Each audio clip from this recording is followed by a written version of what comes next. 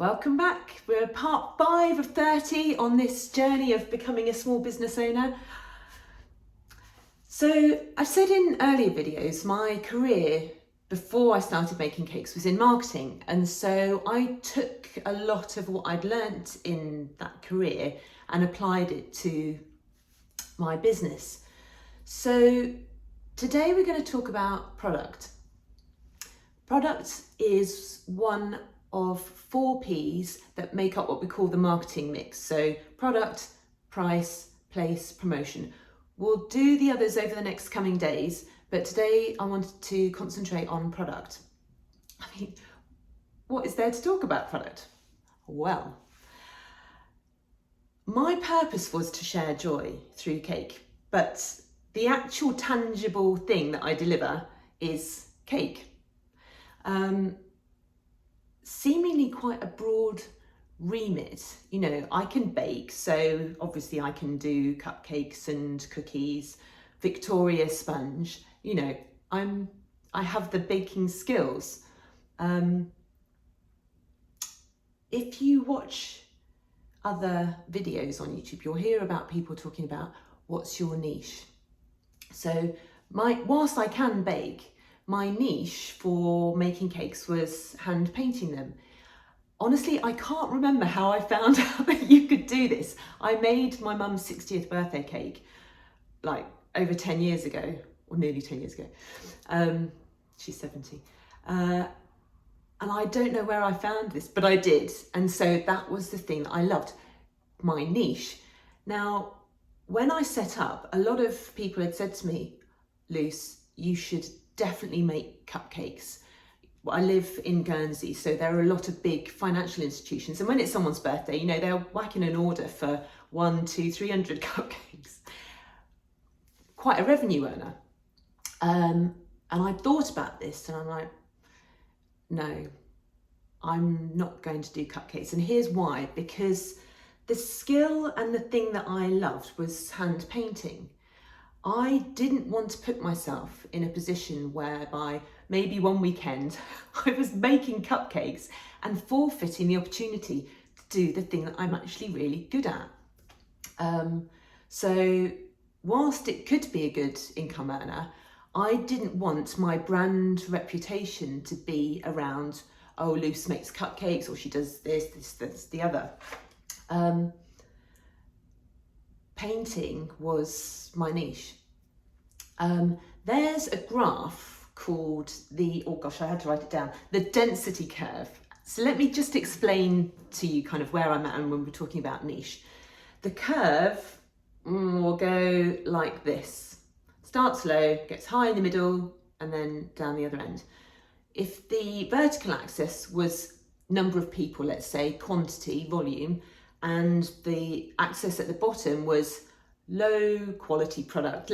We'll use cake as an example. Low quality product, middle section, average cake, and then at the top, you know, specialized niche.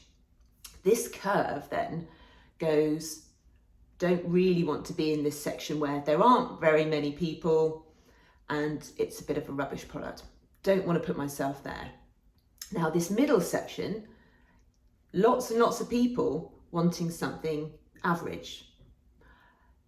There's a time and a place for all cake. I'm not disputing that. But where I wanted to be and the skill that I had was at the tail end, where there are few people, but that want something specific. That's where I set my intention. How I kind of viewed this was, you know, that middle section of maybe you want a cupcake or a cookie or Victoria sponge or whatever, something for lots of people. Maybe you could get that from a shop. Maybe there are other cake makers that do have a different model to mine. But the skill that I had, aside from the baking, was this very niche product. I've had to make notes because I'm a cake maker. I've got a terrible memory. So my view of this then was, I'm producing something special. If I'm doing it every day, or it becomes average by definition, because then it's not special. It's, you know, you have it all the time. And so this at the end of the graph, that's where I wanted to put myself.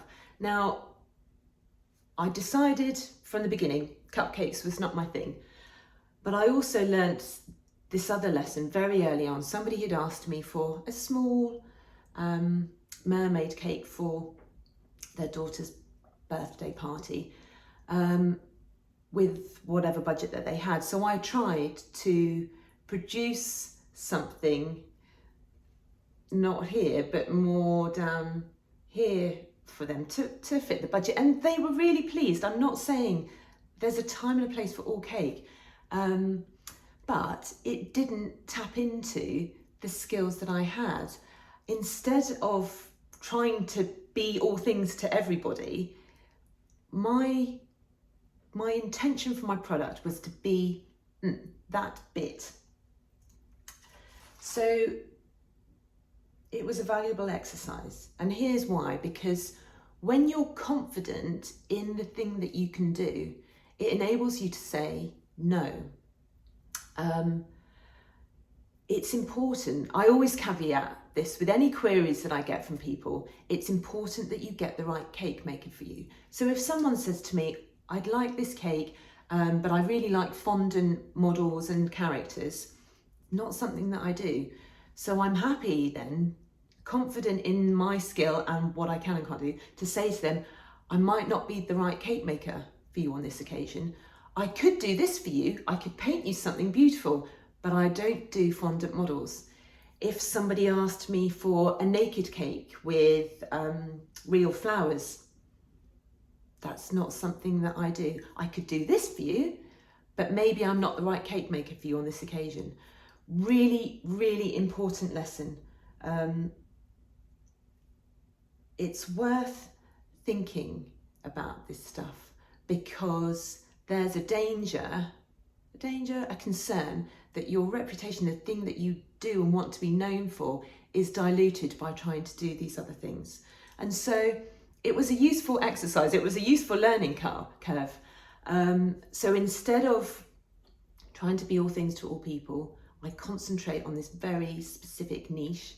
And in terms of any growth and developing my skills, I'm thinking bigger and more ambitious, and, you know, even my trajectory is pointing upwards in terms of the quality of the things that I'm doing, not trying to dull down the things that I produce. And so I don't know how you would apply this to your product.